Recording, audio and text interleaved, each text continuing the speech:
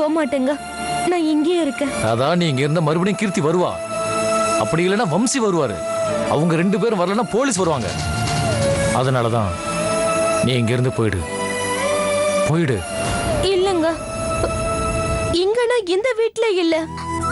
இங்கே எங்கேயாவது ஒரு இடத்துல நீங்க எங்க விடுறீங்களோ அங்கேயே நான் வாழ்ந்துக்கிறேன். உங்க அக்காவோட வாழ்க்கையை காப்பாத்துறதுக்காக வம்சியை விட்டு கொடுத்தாலும் அவரை பார்க்காம உன்னால இருக்க முடியாதுல்ல? எனக்கு அப்படி ஒரு எண்ணம் கிடையாது. அக்காவுக்காகத்தான் கல்யாணம் பண்ணிக்கிறேன்னு சொன்னேனே தவிர மாமா அக்காவோட புருஷன் தான். அப்புறம் எதுக்கு போக மாட்டேன்னு சொல்ற? அக்காவுக்காக, அக்காவுக்கு பிறக்க போற குழந்தைக்காக. அக்கா போன அந்த குழந்தை அனாதை ஆயிடும். அங்க இருக்கிற பெரியம்மாக்கு அக்கானா கொஞ்சம் கூட பிடிக்காது. அக்கா போயிட்டா அந்த குழந்தைய தூக்கி எறிஞ்சிருவாங்க.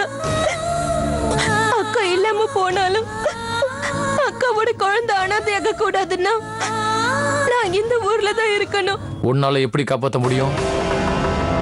காப்பாத்துவேன். அந்த குழந்தை அனாதையாகாம காப்பாத்துவேன்.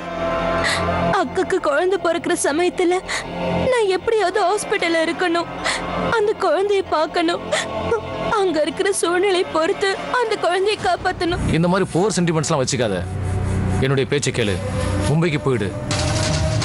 இல்லங்க, அக்காவோட குழந்தைக்கு மட்டும் நான் அம்மாவா இருக்கணும்னு நினைக்கிறேன். அப்படியே செய்வேன்.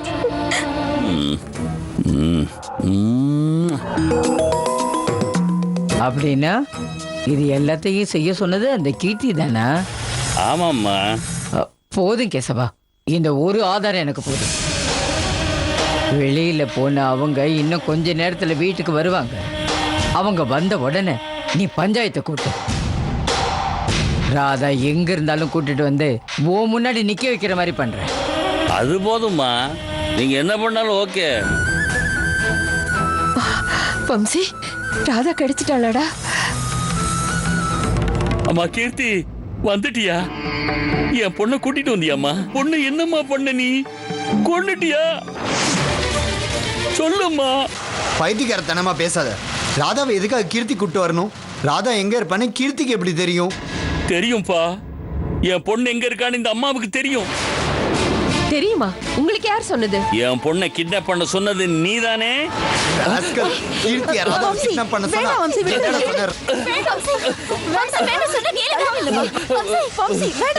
உண்மையா சொன்ன அடிக்கிறீங்க? அடிக்கிறது மட்டும் இல்லடா, கொன்னுடுவேன். ராதாவை தான் புருஷனுக்கே கல்யாணம் பண்ணி கொடுக்கணும்னு நினைச்சவ எதுக்காக இப்படி செய்ய போறா?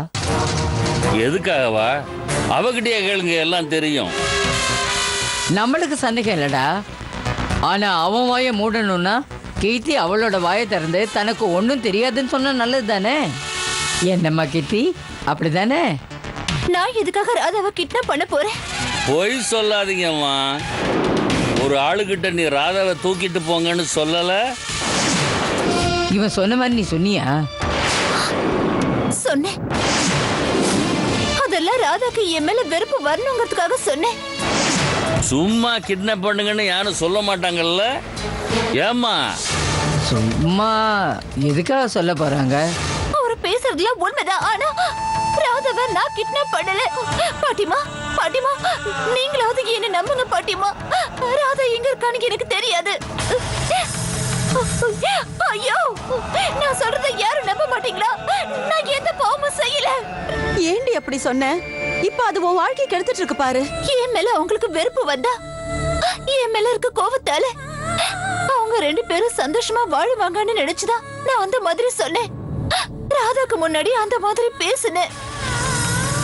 ஆனா இதெல்லாம் வம்சிக்கு நான் எப்படி புரிய வைப்பேன், எப்படி நம்ப வைப்பேன்? உண்மை வம்சி, அதுக்காக தான் அப்படி பண்ணேன்.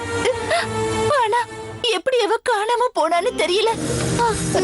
இப்ப நீங்க என்ன நம்பணும்னா நான் என்ன செய்யணும்?